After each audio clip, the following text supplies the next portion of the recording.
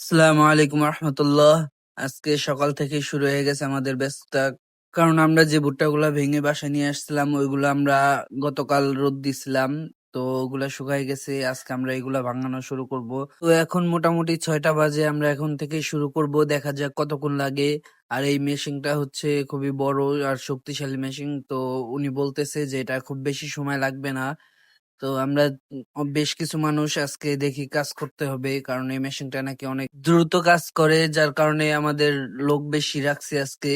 তো সকাল থেকে শুরু হয়ে গেছে আমাদের ভাঙানো, মেশিন স্টার্ট দিয়ে দিছি এবং আমরা ব্লাই করে ভরে দিচ্ছিলাম আর উনি নিয়ে নিয়ে ঢালতেছিল। যেহেতু অনেক বেশি ভুট্টা ছিল তাই আমরা কাজের চাপে আগে ভিডিও করতে পারি নাই। তো আলহামদুলিল্লাহ আমাদের অনেকটুকুই ভাঙানো শেষ হয়ে গেছে, প্রায় আমাদের অর্ধেকের বেশি শেষ হয়ে গেছে। আর এই যে দেখেন কি দ্রুত কাজ হচ্ছে, ওনারা মাথায় করে নিয়ে ঢালতেছে আর এই দিক দিয়ে পড়তেছে। হ্যাঁ, আর ওই দিক দিয়ে ভুট্টার যে খোসাটা ওইটাও বের হয়ে যাচ্ছে। তো আলহামদুলিল্লাহ আমাদের ভুট্টাগুলো খুবই ভালো হয়েছে এবার, যার কারণে আমাদের খুবই সুবিধা হচ্ছে। আর ভুট্টা ভাঙতেছেও না। আশা করতেছি খুব তাড়াতাড়ি আমরা এগুলো বাজারজাত করতে পারবো। আর যেহেতু আমাদের ভুট্টা অনেক বেশি, তো এই কারণে আমরা ভুট্টা ভাঙানো একটা মেশিনও নিয়ে আসছি।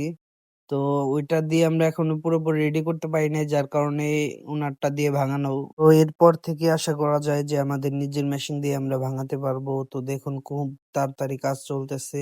আর এই মেশিনটাকে মোটামুটি রাক্ষসী বলা যায়। রাক্ষস যেভাবে অনেক কিছু খেয়ে ফেলে, তো এটা এরকম যে এটাকে দিয়ে পারা যাচ্ছে না, এটা খুব বেশি নিয়ে নিচ্ছে।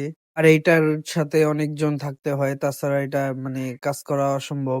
কারণ অনেক বড় মেশিন যেহেতু, আর অনেক বেশি কাজ হয়। দেখেন কিভাবে ভুট্টা পড়তেছে। তো যাই হোক আলহামদুলিল্লাহ খুবই অল্প সময়ের মধ্যে আমাদের ভুট্টা ভাঙানো শেষ হয়ে গেছে।